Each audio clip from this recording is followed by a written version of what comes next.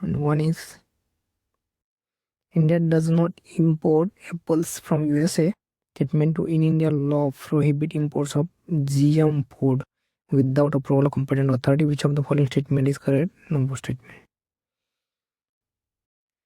Advance question है लेकिन general awareness के ऊपर से। India does not import apples, हमें एग्जैक्ट पता नहीं है कि एप्पल इम्पोर्ट कर रहा है क्या नहीं, क्योंकि ये स्पेसिफिक है, तो लीव इट।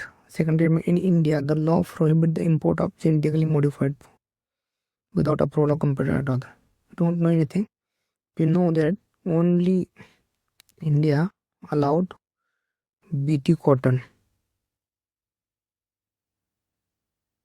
जेनेटिकली मॉडिफाइड है, तो परमिशन अंदर मिली है उनको इन्वायरमेंट प्रोटेक्शन एक्ट के अंदर 1986 में जेनेटिकली अप्रेजल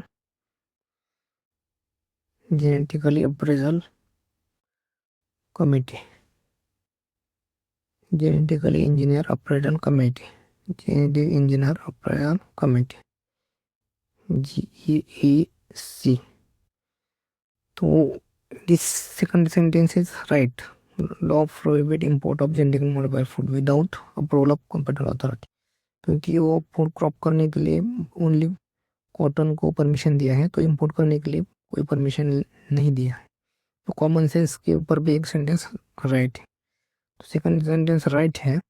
तो ऑप्शन कौन सा एलिमेंट हो सकता है? सी ऑप्शन एलिमेंट हो जाएगा, इनकरेक्ट है वो ना, तो ये एलिमेंट हो जाएगा। अभी 3 ऑप्शन रह गए, उसमें India does not import Apple, तो एप्पल्स जनरल सेंटेंस है।